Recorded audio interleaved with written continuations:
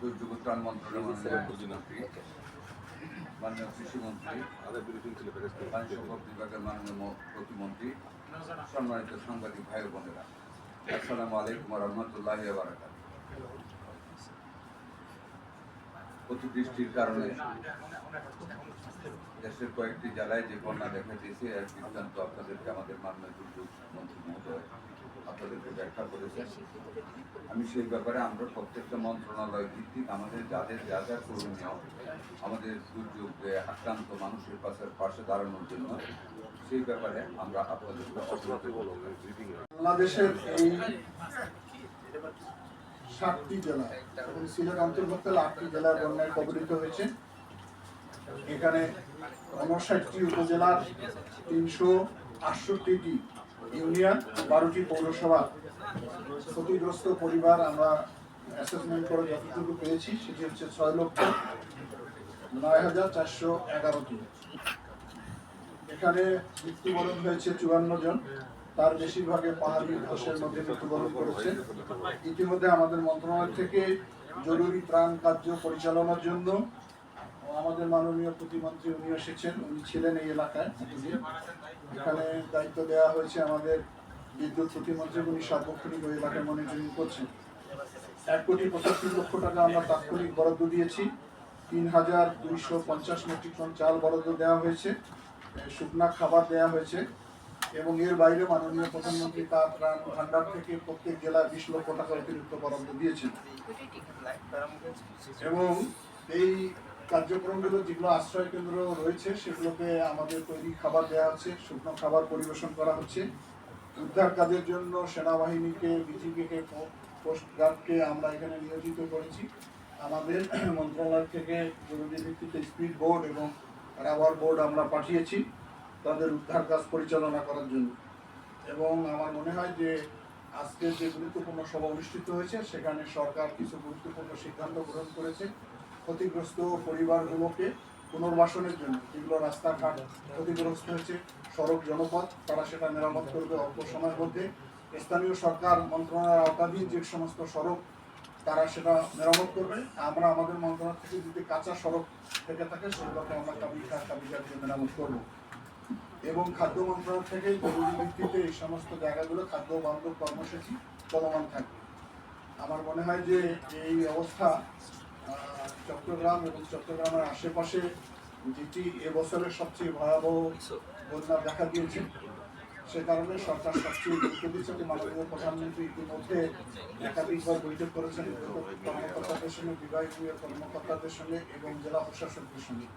ওনার নির্দেশনায় আমি আগামীকাল থেকে ব্যাপকভাবে ওই এলাকাগুলো সফর করবো এবং আজকে আমি চট্টগ্রাম যাচ্ছি। ধন্যবাদ সবাইকে। চট্টগ্রামে অতিবৃষ্টি হওয়ার কারণে যে বন্যা দেখা দিয়েছে সেখানে আমাদের মন্ত্রণালয় থেকে ইতিমধ্যে যেগুলো কার্যক্রম আমরা গ্রহণ করেছি সেই ব্যাপারে একটু বলে নেই, তারপরে আমাদের কথাগুলো আমরা বলবো।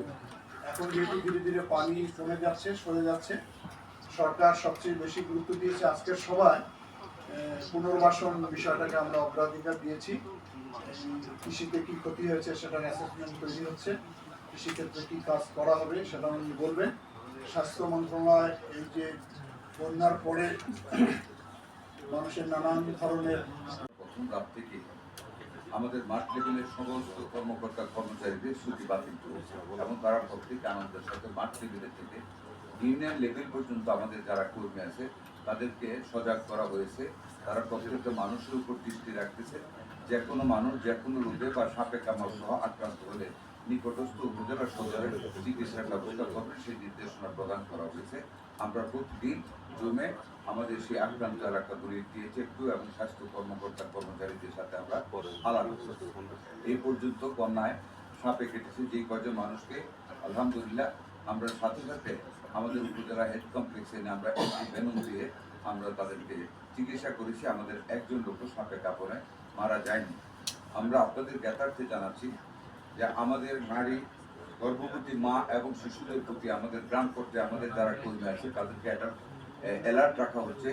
যে কোনো মায়ের যদি প্রসূতির সময় হয় বা কোনো রকম সমস্যা দেখা দেয় তাদেরকে আমরা স্পিড বোটের মাধ্যমে, স্পিড বোট না পাইলে যে কোনো স্থানীয় নৌকা বা কিছুর মাধ্যমে আমরা উপজেলা হাসপাতালে আমরা ব্যবস্থা রাখতেছি। এই পর্যন্ত কোনো রকম আমরা খারাপ সংবাদ এই খাতে আমরা আল্লাহর মধ্যে পাইনি।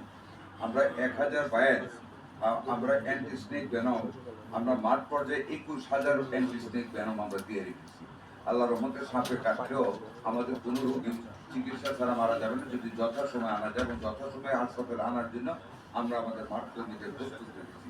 এই পর্যন্ত 7,29,000 পানি বিশুদ্ধকরণ, যে আপনারা জানেন বন্যার পরবর্তীতে পানির খুব প্রবলেম হয়, যেটা কলেরা দেখা দেয়। আমরা আমাদের স্বাস্থ্য মন্ত্রণালয় থেকে 7,29,000 পানি বিশুদ্ধকরণ ট্যাবলেট এর মধ্যে দেওয়া শুরু হচ্ছে। ঘরে ঘরে আমরা দেখছি আমাদের হাতে 36,19,572টি ট্যাবলেট আমরা স্টক রেখেছি। In case of any necessity আমরা সেগুলো সাপ্লাই করতে পারবো, ইনশাআল্লাহ কোনো অসুবিধা হবে না। 3,99,879 ব্যাগ স্যালাইন আমরা প্রস্তুত রেখেছি। বন্যা পীড়িত এলাকায় কলেরা দেখা দিলে সাথে সাথে যেন আমাদের ওই উপজেলা হেলথ কমপ্লেক্সগুলিতে সেটা যাতে সরবরাহ করা যায় সেটা আমরা করেছি। নর্মাল স্যালাইন 99,995 স্যালাইন তাও আমরা রেডি রেখেছি। কলেরা দেখা দিলে পানি নামার সাথে সাথে হয়, অনেক সময় আপনারা জানেন। আমরা সম্পূর্ণরূপে সকল দিক থেকে আমরা প্রস্তুতি নিয়ে রেখেছি যাতে করে কোনো রকম দুর্ভোগ না হয়।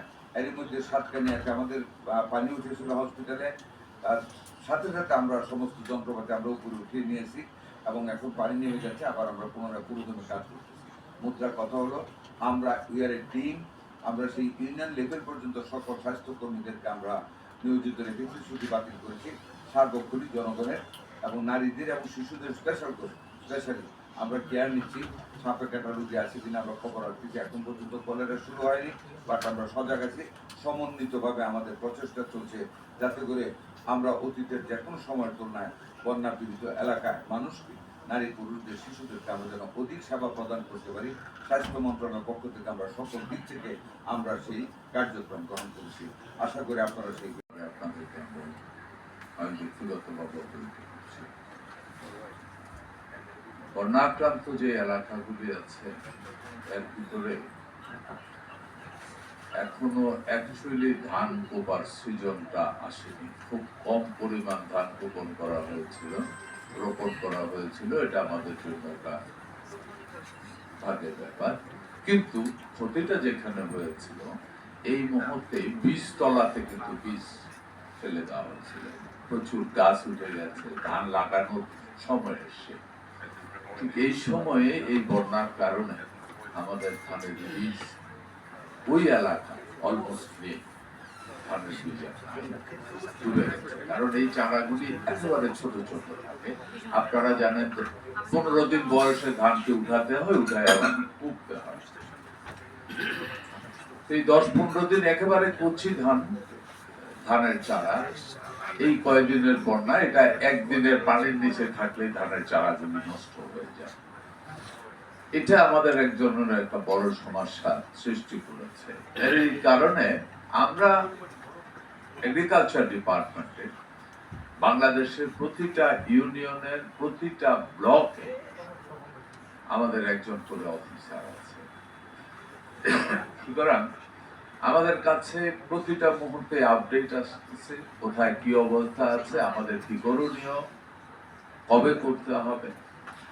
আমাদের অফিস এই পারপাসে আমাদের আলাদা একটা বুথ খোলা আছে যেন ইনফরমেশনগুলি রেগুলার আমরা পেতে পারি। এবং আমি নিজে ব্যক্তিগতভাবে গত রাত্রে 3টা পর্যন্ত আমি জায়গা ছিলাম, আমি জাস্ট খবর নিয়েছি কি অবস্থা।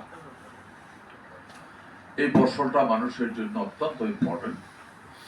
সো আমরা এরই মধ্যে আমাদের প্রধান সমস্যা হয়েছে এটা, যারা ধান লাগাইয়া ফেলছিল তাদের ওই ধানগুলি মার গেছে। এতে করে হয়েছে কি, তার যে সার যে পরিমাণ প্রয়োগ করেছে ওই সারগুলি নতুন করে আবার প্রয়োগ করতে হবে। যার কারণে আমরা কৃষি মন্ত্রণালয়ের পক্ষ থেকে আগামী 2-3 দিনের মধ্যে আমরা ওই অঞ্চলে, যে অঞ্চলগুলি ফ্লাড এফেক্টেড, বন্যা এফেক্টেড হয়েছে, ওই অঞ্চলগুলিতে আমাদের এগ্রিকালচারের এই বিভিন্ন ডিপার্টমেন্টের অনেক ল্যান্ড আছে, যেমন বিএডিসির আছে, রাইস রিসার্চ ইনস্টিটিউটের আছে। এই ল্যান্ডগুলিকে আমরা আজকে অর্ডার দিয়ে দিচ্ছি প্রিপারেশন নেওয়ার জন্য, এবং ওইখানে আমরা ওইটাকে বীজতলা হিসাবে তৈরি করব এবং আমরা নিজেরাই বীজ বোনার চেষ্টা করব। কারণ যাদের জমি পানির নিচে গেছে, আমরা যদি তাকে ধানটা দিতে পারি, আমরা ধানও দিতে পারি, কিন্তু হয়তোবা তার জমিটা তখনও উঠেনি, পানি শুকাবে না। কারণ এই বীজ কোপার জন্য আপনার একটা বীজ আছে আমাদের 15ই আগস্ট পর্যন্ত একটা জাত আছে, ওইটা আমরা ব্যবহার করতে পারবো। ওই জাতগুলি আমরা আমাদের নিজস্ব বীজতলাতে বীজ তৈরি করছি, যাতে করে পানি শুকানোর সাথে সাথে আমরা ওই বীজটা তুলে কৃষক পর্যায়ে আমরা তার প্রয়োজন অনুযায়ী আমরা ডিস্ট্রিবিউশন করতে পারি। আমি আবারও কথাটা রিপিট করছি, আমাদের কিন্তু প্রত্যেকটা ইউনিয়নের ব্লক পর্যায়ে আমাদের একজন করে অফিসার আছে, থানা সহকারী কৃষি কর্মী। উনি নিজেই জানে ওনার কাছে আমাদের ওই এলাকার কোন কৃষকের কতটুকু জমি আছে ওই ব্যাপারে প্রায় ডিটেলস ডাটা তার কাছে আছে। কারণ সে দিনের প্রায় পুরোটা সময় ওই 3টা ওয়ার্ডের ভিতরে ঘুরে, ওদের সাজেশন অনুযায়ী আমরা ওইভাবে ওইটা বিলি করব। আরেকটা সমস্যা যেটা আছে আপনারা জানেন, এই বন্যার পানিতে যেটা হয়েছে সেটা হলো বিশেষ করে গরুর খাবার। গরুর যে খড়ের পাড়া যেটা ছিল ওইটা ভিজে গেছে অথবা বন্যায় নিয়ে গেছে। ঘাস যেটা ছিল সেটাও বন্যায় ডুবে নষ্ট হয়ে গেছে। ইভেন চাষের গাছও অনেকটা নষ্ট হয়ে গেছে, যার কারণে এই গো খাদ্য এবং গো রোগ, এই দুইটার ব্যাপারে আমরা যথেষ্ট সচেতন আছি। এর মধ্যে আমরা আশা করি আগামী 2-3 দিনের মধ্যে আমরা ওই এলাকায় আমাদের অফিসাররা কাজ করছে, আমরা নিচ্ছি যে গোখাদ্য, ড্রাই গোখাদ্য যেটা আছে রেডিমেড, সেটা দেওয়ার জন্য। কারণ ওইখানে ঘাস নাই, ওইখানে খড় নাই, আমরা দ্রুততম সময় তাদেরকে খড় এবং বা ভুসি জাতীয় খাবার, ড্রাই খাবার দেওয়ার জন্য, গরুর জন্য, ছাগলের জন্য। আর সাধারণত বন্যার পরে বা বর্ষাকালে এমনিতেই গরু এবং ছাগলের কিছু রোগ ব্যাধি আছে, আর বর্ষা যখন হয় তখন বিশেষ করে খুরা রোগটা দেখা দেয়। এর মধ্যে আমরা আশা করি আগামীকাল পরশুর ভিতরে আমরা এই খুরা রোগের একটা ভ্যাকসিন আছে, বিশেষ করে বন্যা দুর্গত যে এলাকাগুলি আছে পুরো এলাকায় প্রতিটি প্রাণীকে আমরা খুরা রোগের ভ্যাকসিন দিয়ে দেওয়ার জন্য আমরা অর্ডার দিয়ে দিয়েছি।